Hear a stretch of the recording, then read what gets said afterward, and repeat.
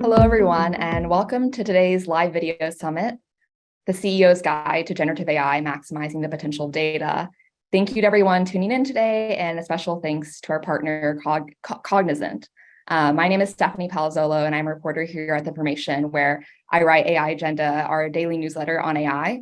And so we've got some really great panelists joining us today who I'd love to introduce to you. We have Wendy Batchelder, Chief Data Officer at Salesforce, Sean Stouth, Global Director of AI and Machine Learning at data integration and analytics platform Click, and Badri Krishnamurthy, Markets Head of Digital and Technology Solutions and Communications, Media, and Technology at global consulting company Cognizant. So we do have a handful of questions planned, but at the end, we'll definitely have some time for audience questions as well. So if you're in the audience and have a question, please feel free to type it into the chat, and we will definitely get to it at the end. So just to kind of start out, it'd be great to kind of hear briefly from each of our panelists a bit about your current role, and then maybe a little bit about the moment that first really piqued your interest in AI and made you realize the potential of this technology. So Wendy, please kick it off. Well, thanks. And thanks, Stephanie, for having me today. It's really fun to be here and to talk about this very buzzworthy topic. It seems like you can't have a conversation anymore without having it turn to AI. Currently at Salesforce, like you said, I'm the Chief Data Officer. I have the pleasure of leading the company's data strategy and all the enablement through our data management capabilities, including things like our data platforms and tooling, and all of our data governance work. And of course, today, AI has been a major component of that. I would say the moment where AI really piqued my interest was probably about 5 or so years ago, when I was in one of my first data leadership positions, really getting to know our data science practice and understanding all the different applications of AI that were possible. But certainly this new era is like a whole nother level, and I'm looking forward to talking about that more here today. And so far, I'll go next. Badri Krishnamurthy, I'm one of the market leaders at Cognizant. I've specifically focused on our communications, media, and technology industry clients. I've been a long-time data guy, spent the first 16 years of my career doing data gigs. And for me, AI kind of came in two different dimensions. One is like an inside-out perspective. When we started looking at what we do for our clients and how we can kind of do things differently, more efficiently, and kind of bring some transformation to how we engage with them. So that was kind of an inside-out view of how we looked at it. And outside-in view is especially the industry that at that time I was in was focused on healthcare, life sciences, and it was very interesting to see how we can make an impact of people's lives. So that was a big game changer. I know that was kind of a great starting point, but then when you kind of start looking at the last several years, the kind of impact we have been able to create across industries is phenomenal. So yeah, that's kind of where it's all started, and it still continues to grow and scale for me. Thanks, Badri. So Sean Stouth. So my role at Click is to help our customers be successful with the latest AI and machine learning innovations. And I've actually been in this space for most of my career, around data science and machine learning and AI. Of course, the term AI has been around and it's always been somewhat popular, but for me, it really crystallized probably about 10 years ago when we just, a lot of these distributed data platforms were exploding the sheer amount of information that was available to customers. And, people able to use AI where we get to a point where humans can no longer manage this. They cannot understand, make sense of the sheer amount of information, and being able to use AI in a predictive and prescriptive way to find those insights and learn more about their business. Great, thanks everyone. So I think just to kind of kick it off, sometimes it's easier for us to figure out what we should be doing by first talking about what we shouldn't be doing. So I'm kind of curious to hear from all three of you, what is the biggest mistake you see CEOs making today when it comes to incorporating generative AI in their companies? So maybe Sean, we can start off with you. I would say not getting ready for it, because it is here. It is now. I've been on a listening tour, from Chicago to Houston to Munich, with these panels and CEOs. And I think that generative AI is definitely sucking all the oxygen out of the room, as Wendy said. At the same time, there's an enormous amount of apprehension for it because there are public stories about some mistakes that companies have made in terms of sharing information publicly. And so I think the mistake is thinking that the evolution of this technology is not going to change the entire dynamics. And so I really think that organizations need to start putting together their strategy now and start experimenting and understanding, which parts of their organization can really benefit and gain, economic value from AI.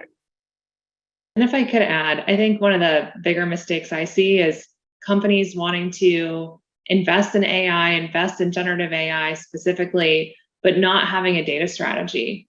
And it's so important to have your arms around what data you have, how it should be classified, should it even be used for AI purposes before you go down that road? Because it's kind of hard to put the toothpaste back in the tube. Once you expose that data, it's exposed. And so I think trying to move forward with AI without a data strategy is a mistake that I think many companies are making, and one that we should really be pushing our CEOs or the CEOs on this call. I should be really thinking about how do you manage that data strategy first. And Steph, to add to that, right, I can't agree more to both of these things. I think not wait, but get started. I think like what Sean, you talked about, that's the name of the game on this. For me, I think it's more of like what they should not be doing, but I think the CEOs can take a much more active role in this transformation, because this is like, as everyone has kind of seen already, this is once in a lifetime kind of opportunity for enterprises to kind of pivot and change. And I think the CEOs have an active role in this, in my opinion, not just kind of like delegating this to some of the other leaders. I think that's, if there's something that I would say is not about what not to do, but what to do, is more of like get engaged more actively. Can you kind of be a catalyst for this change and not kind of like have this been done at a grassroots level, like in any other opportunity here? Yeah, and kind of a follow-up on that. For those customers or companies that you work with that are a little bit more hesitant, what are kind of like the reasons behind why they might be pausing? Is it some of the security concerns that like Sean talked about, or is it that the CEOs are not involved and the CTOs and other kind of stakeholders aren't able to push stuff through, or like what are kind of like the obstacles that they're facing?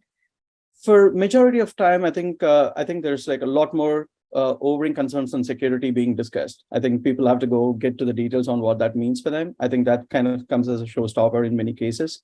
I think sometimes the privacy compliance kind of like red tapes kind of dominate when you kind of step into some of this new stuff. And especially Gen AI, there's a lot of that needs to be figured out. It's not like you could do this without governance.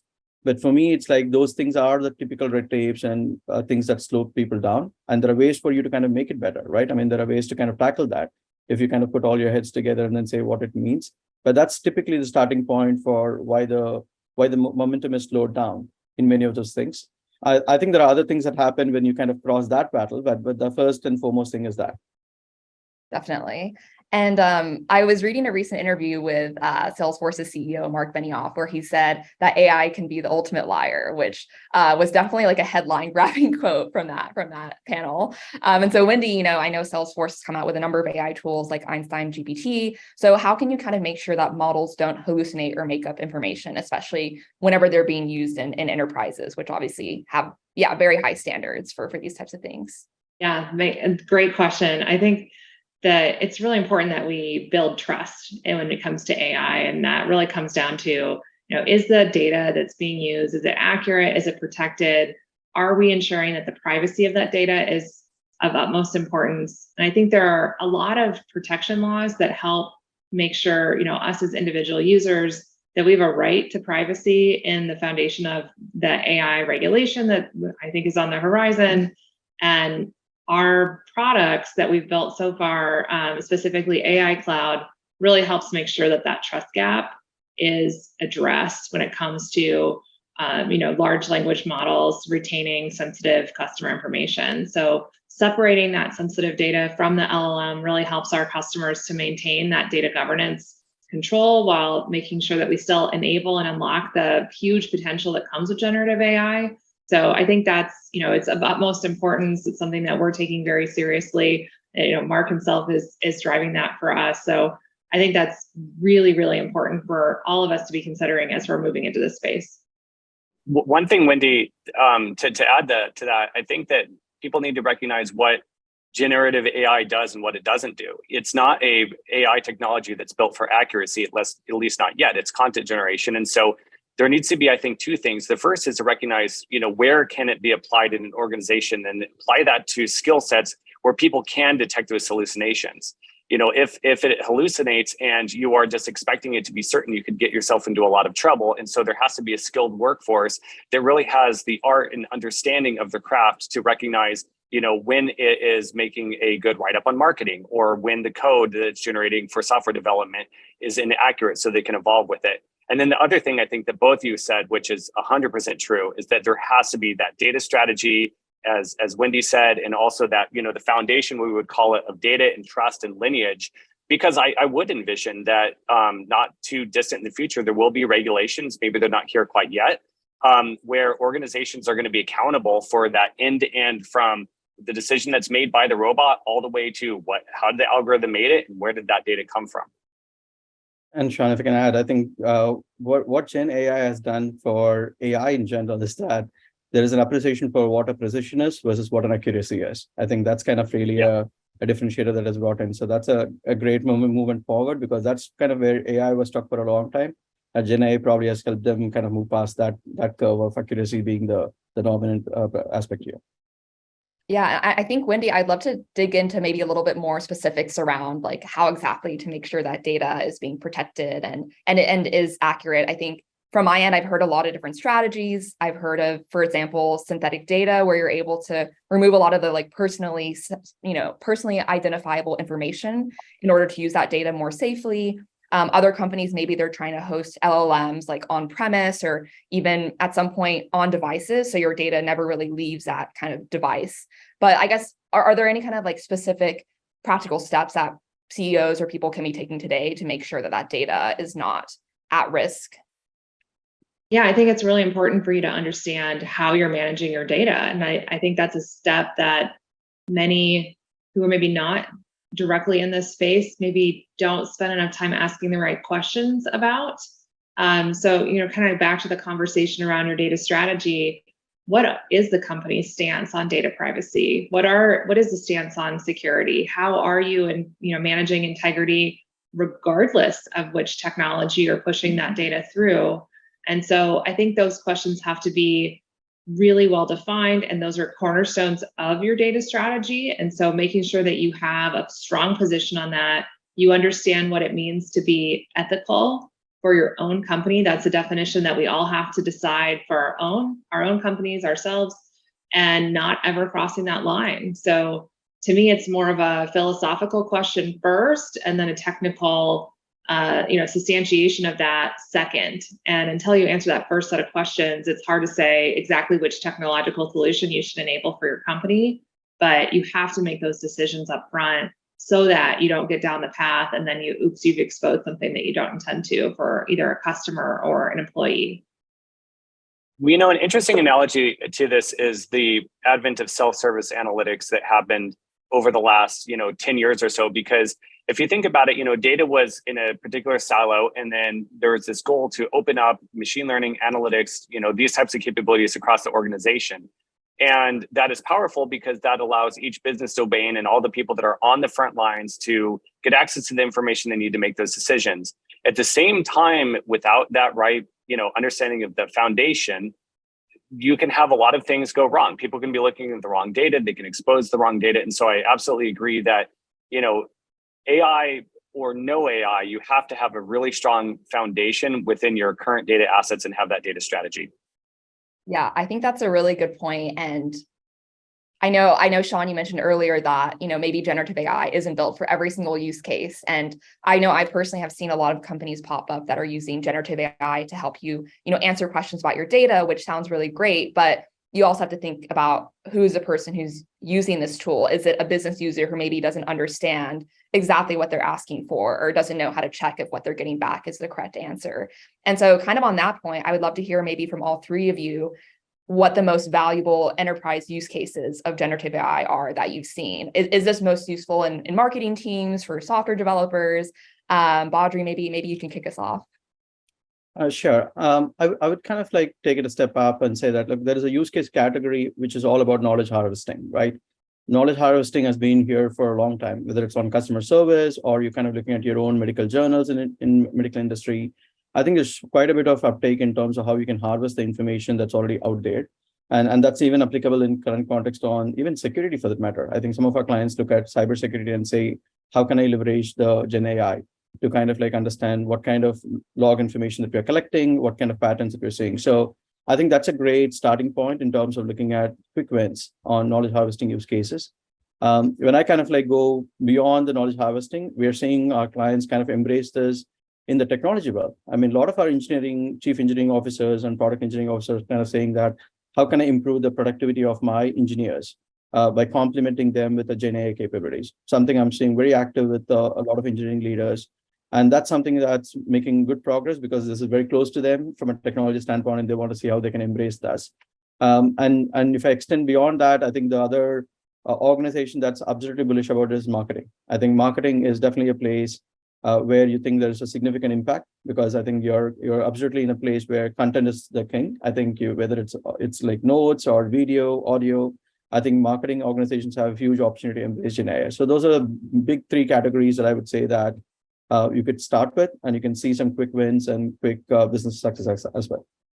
Yeah, I like to anchor on the knowledge harvesting, because where we really see a huge benefit is areas where tasks that require creativity, skills, and iteration, things like design, engineering, marketing, and law, domains that have high economic weight. And this is actually a really interesting piece, I think, and Andreessen Horowitz has a really good write-up about this, that the reason that generative AI has captured so much attention is because of the direct economic benefit it can bring to high value fields and high value tasks. And a really good example of this over on the machine learning world is around data preparation and data discovery, because engineers have a lot of skill in being able to write very complex models, but when it comes to doing data preparation and discovery, they know what they need to do, but it just takes a lot of time. So these are tasks that humans know how to do, but they're just not really good at, and they take a lot of time. And, I think knowledge discovery is a really good kind of encapsulation of that, because in order to be able to harness, all the information that you would want in any particular endeavor, whether it's sales or in marketing, what the right answer is or what success looks like, but it could take a long time to get there. And it's usually done by someone who, is it's a very high value task. And so I think that's really important. And just to add to that, I think you're absolutely spot on. And these like data discovery activities where you have maybe a data engineer who's trying to find data to curate it so that a data scientist can use it to then create an insight or make a model work or something of that effect. It is a very expensive task. And so if you can use, generative AI to say, like, where is the best highest quality data for this specific type of information, that could really speed up that process and maximize that person's potential, and also make their job more enjoyable, because they're not spending a lot of time like hunting and fishing for data that they need to do their job, and instead can use more of that time to really think critically about what it is, how does this fit in context, how is it really answering my business users' needs, which is a much better employee experience. So I think there's a lot of follow-on benefits from this type of technology that we're only beginning to see. Well, I can agree more on that. We are in a people business, and our engineers, so our clients, the more they can kind of focus on high value opportunities, what they can add, they get more excited. So a lot of our inward facing work on AI is all about how can we kind of drive productivity for our people, make our engineers and consultants more effective, and also like have more fun in doing like high value work. And a lot of that gets automated behind the scenes for them. So, and it enables organizations to completely rethink what's possible across their entire workforce. And that kind of gets to this transformation piece, because at a fundamental level, what AI can do is it can upskill the abilities of everyone from the C-suite through managers to people on the front lines of manufacturing and engineering, all the way to a retail manager that's at the point of sale. And using something like AI, it just enables them to, gain so many more skills, more context, more knowledge, more relevance that, ultimately benefits the business in very profound ways. Yeah, definitely. I mean, I know I'm excited for the day when hopefully generative AI can help me with some of the stuff that I don't want to do on a daily basis. Although as a journalist, I am also worried about AI potentially taking away some of the more fun parts of my job, like actually writing stories. But I think another really big debate that's been going on right now is between, the open source and closed models, and which approach might be better for different situations. And so, Sean, I'm curious, do you have an opinion on which one might be better than the other, or does it depend on your use case? Like, how does a company think about which one to pick? Well, I think that question actually comes back to the single biggest barrier that we still see within adoption of AI technologies in general, and that includes traditional machine learning and data science, which is access to skills. Because in an ideal world, and we actually are working with some very larger customers that have huge data science benches, and they are taking open source foundation models and adapting those and doing the prompt engineering. And the benefit of something like that is it becomes a lot more customized to their, to their actual business with their own data and their own logic. The challenge is that not everybody can do that. It's really a slog. It can be onerous and it takes a lot of skills. And so I think it's situational and it really depends where people are on their journey and frankly, the amount that they're willing to invest in these types of technologies. Yeah, I guess on that point, do you have any advice for how execs and CEOs should think about kind of hiring AI and ML talent? I know that there's been a huge draw, for instance, for researchers and PhDs, but not sure if there's a good framework that they might use to think about who to hire, how many people to hire, that sort of thing. I think, Steph, I think what I would say is we have seen this in the AI world. We've seen it when the data engineering was kind of was scaling up as well. Gen AI truly is going to be a team sport, right? I mean, the expectation that I'm looking for people who can do everything all the way from data preparation to data privacy kind of controls to advanced data science work, and now you have like the prompt engineering, which is the new skill in the block.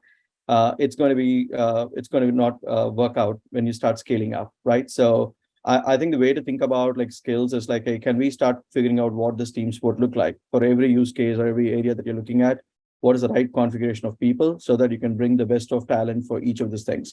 And naturally, there is a domain element to it. You need people who understand business because end of the day, we're trying to kind of create the outcome. So the way we have been talking to our clients and how our clients are also thinking about it is like, hey, can we really start figuring out what is the right composition of the skills that are needed to be successful in scaling up on Gen AI? And how do I kind of put this configuration together as a team and not look at this as an expectation from every individual to kind of do all the way from data engineering to the advanced data science work here?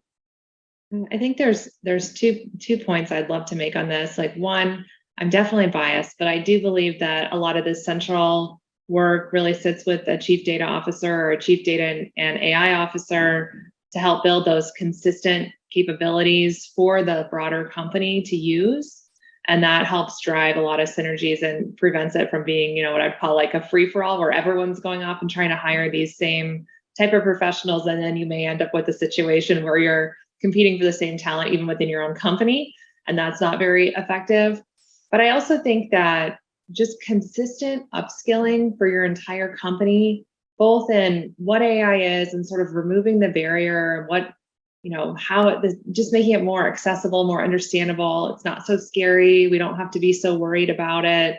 It is a capability that's seemingly sticky. It's kind of here to stay. So how do we help raise the floor on just better basic knowledge around AI and what the possibilities are and also what to watch for?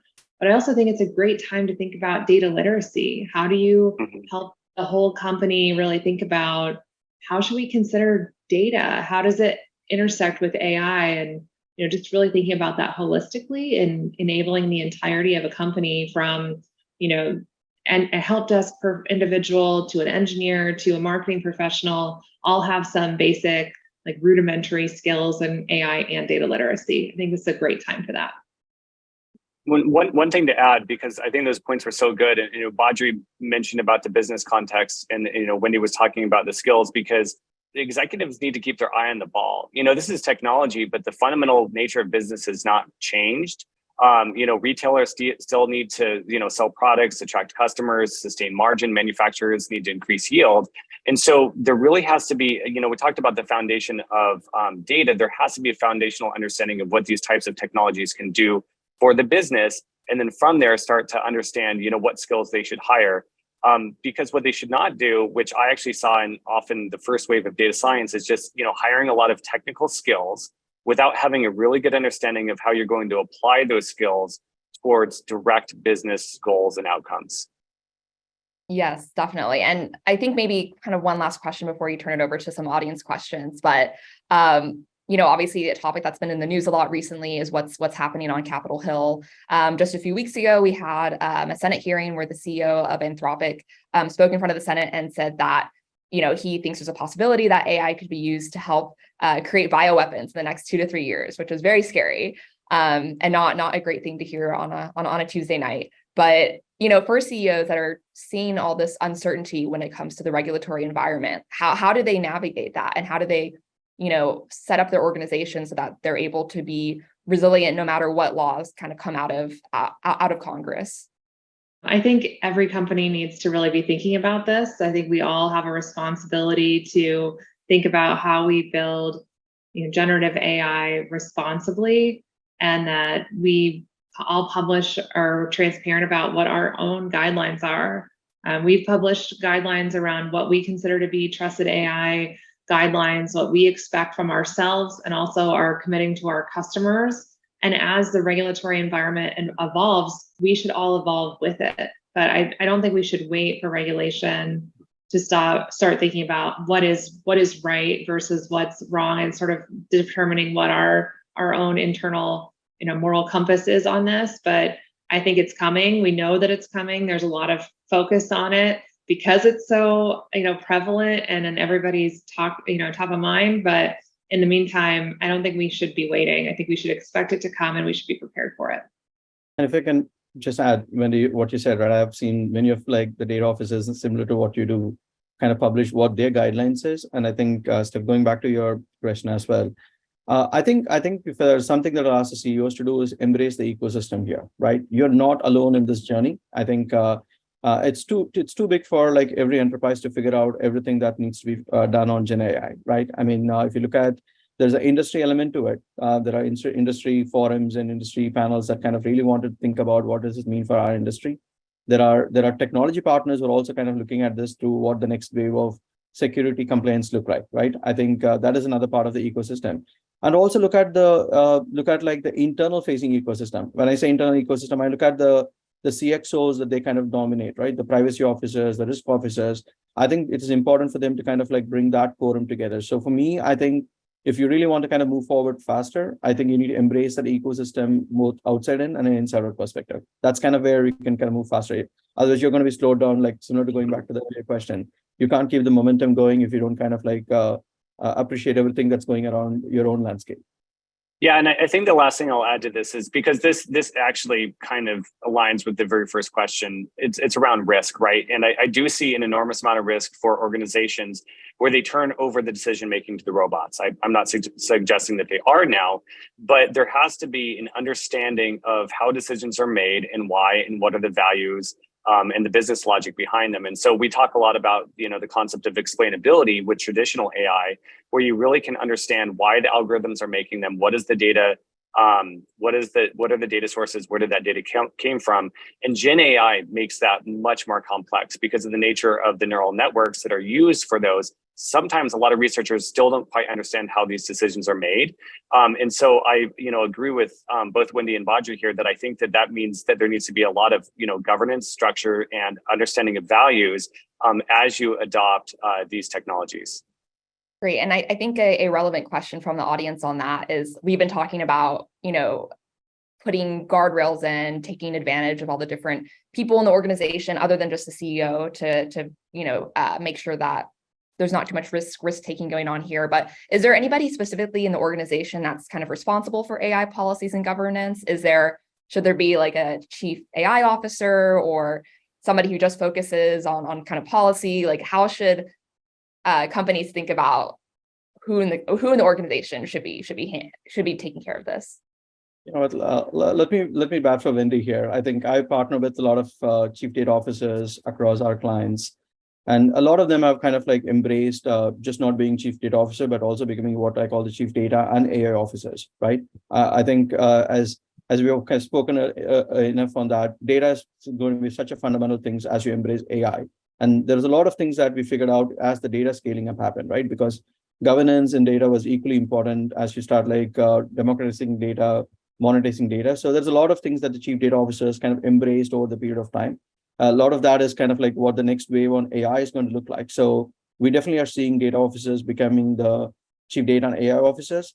and kind of like taking the role of like centralizing a few things, right? Again, that doesn't mean that they do everything. So going back to when you said, right? I mean, there are certain things which are foundational that needs to be embraced across the enterprise, which I think is very important for the chief data officers or chief data and AI officers to kind of start doing right now, and then kind of democratize it within the respective business functions or lines of businesses who can kind of embrace like what it means from a business standpoint as well.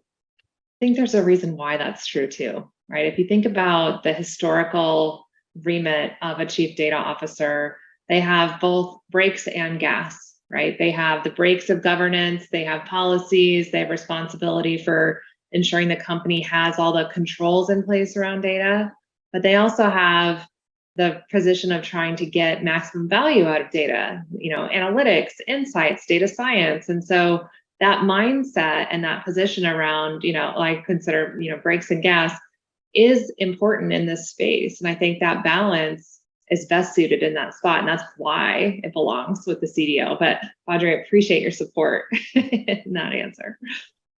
And another question from the audience. So we kind of talked about how AI can help us take care of some of those more maybe tedious tasks that we don't want to do on an everyday basis. But somebody's asking, when and in what cases will AI automation start to replace instead of augmenting what humans can do? So they bring up examples of, maybe people taking orders at fast food restaurants, which has actually already started happening. And so curious if you guys have any thoughts around if there are places that are more at risk of getting replaced by AI there. I think this has been a concern around technology, in my entire career, because anytime there's a new wave of technology, from search to the internet to mobile technology, there's always a concern that jobs will be replaced. I think jobs will be transformed, and I think Wendy made a really good point earlier in the conversation that essentially a lot of what it's doing is tasks that humans don't necessarily want to do. Where it does a lot of the tedious tasks, it can amplify, it can do stuff with a lot more scale and accuracy and inputs than a human could ever do. That really provides a lot more value for the organization.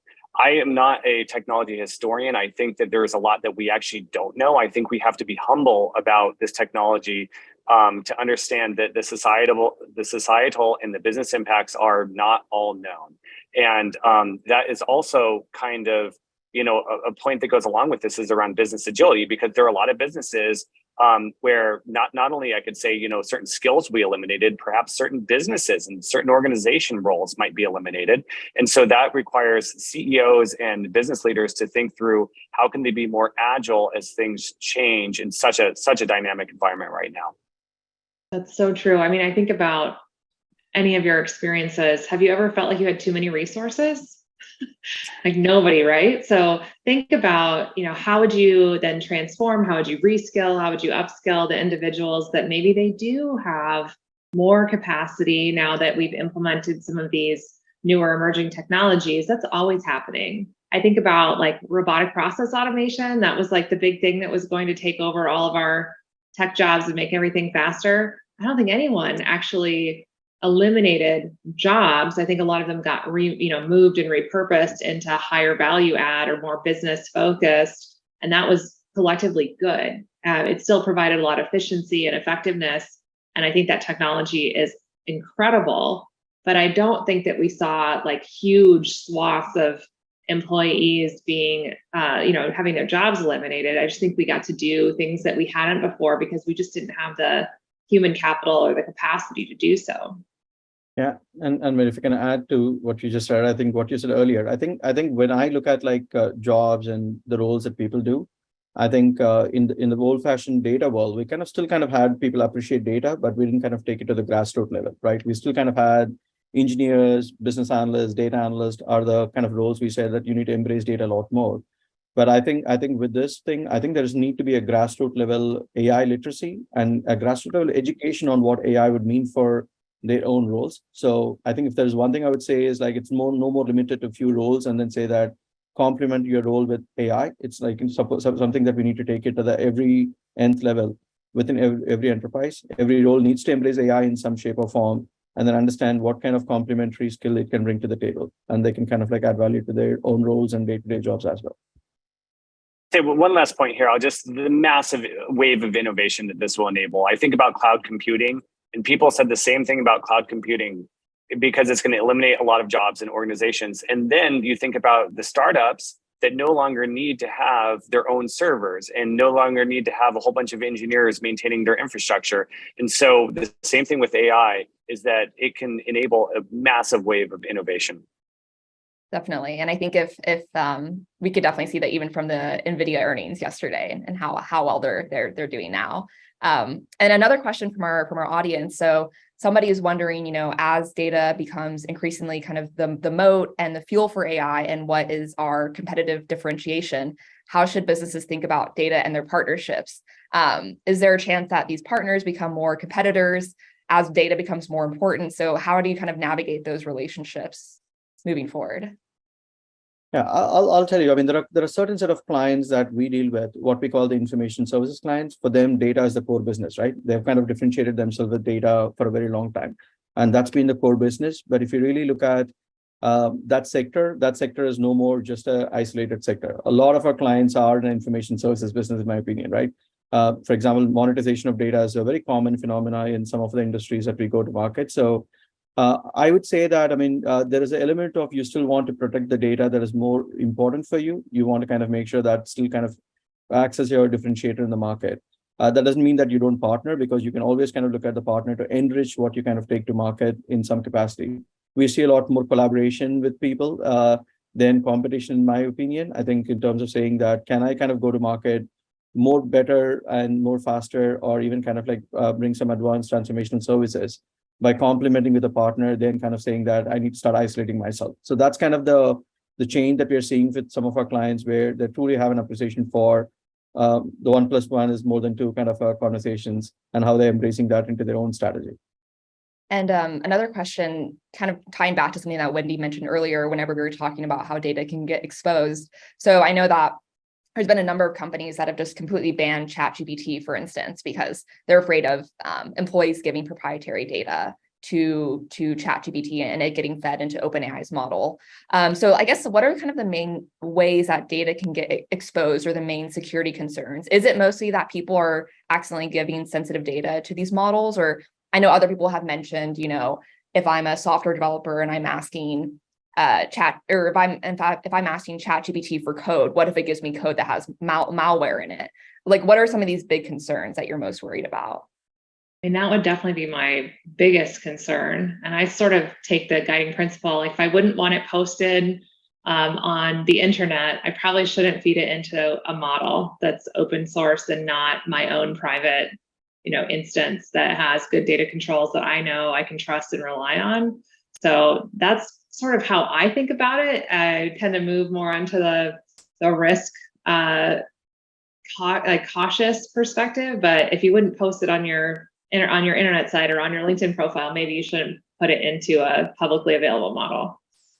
Yeah, there are parallels to social media, aren't there? Because especially, organizations, some of the orgs that we work with, they have forbidden any of their employees to touch ChatGPT, and they're kind of afraid that it's just like Facebook posts or Instagram posts where they're putting up, private or public confidential information. And so there just needs to be the right, policies in place. And then also, interesting point about the malware, right? So what if it returns you malware, or it's code that's not that useful? And that kind of aligns with the concept of hallucination, where I do think there will have to be enough data literacy and understanding of people's craft that cannot go away. People still need to know how to do their jobs. They need to have expertise. And so what this can do is it can accelerate the process, it can up level, but the basic competencies are not going to go away.